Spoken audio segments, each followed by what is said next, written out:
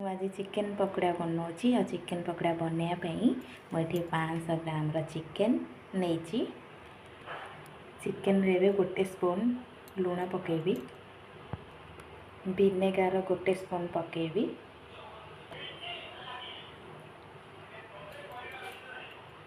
Vinegar पकेवा द्वारा आमर chicken रु सब पानी बाहरी आसो ताको भल से पूरा एमती गोले नेबे विनेगार लुण ये मुझे भल से मिसई नहीं आपको ये 5 मिनट आम घोरैकी रखीदे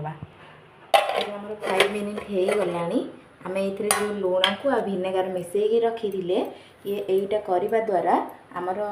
चिकेन जिते छाणवे आपण मैंने चिकेन पकोड़ा करेंगे खाइबे जिते चिकेन भितर टाण लगे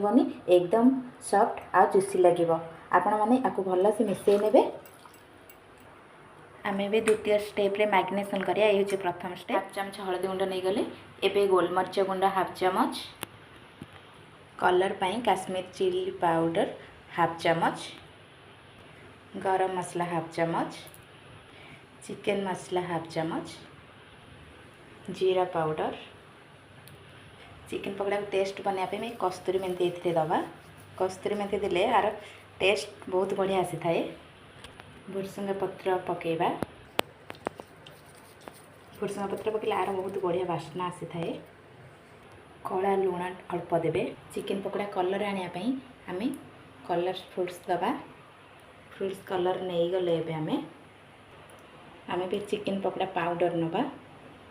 गोटे चामच पूरा बड़ चामच ने ए बेसन हाफ चामच देदबा पकोड़ा को टे कुड़मुड़िया बनवाई आम ए गोटे चामच कॉर्नफ्लोर देदबा कॉर्नफ्लोर दबा द्वारा आमर चिकेन जो छाणवे आपण मैंने से बहुत टेस्ट लगे खाइला समय ये रिफाइन तेल अल्प देदबा गोटे बड़ा चामच अदा रसुण पेस्ट मुझे अदा रसुण को छेचिकी नहीं आ छेचिकी ना बहुत बढ़िया स्मेल होता है आ बहुत बढ़िया टेस्ट आसता है।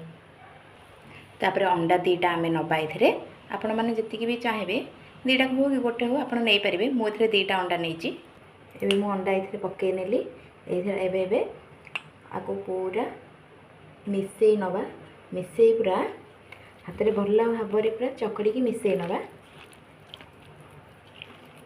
पूरा मिसला जाए आपको नवा पानी आम करवानी पूरा चिकेन रे पूरा लगुव जमी सेमती करवा मुझे चिकेन को भल भाव मिसई नेली आपण मैंने एमती पूरा अटा को पूरा अटा जमी चकुड़ती सेमती पूरा चिकेन को भल भाव मिसई ने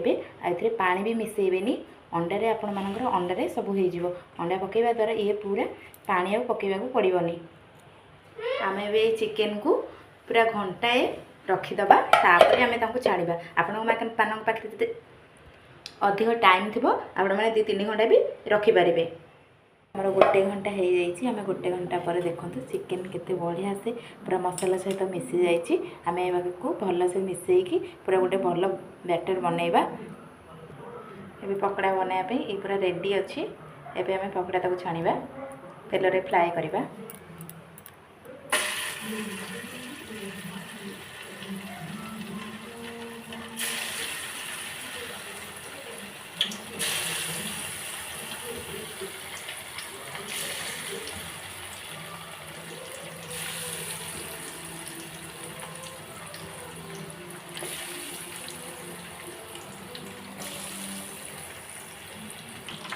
ये बढ़िया से देखा देखु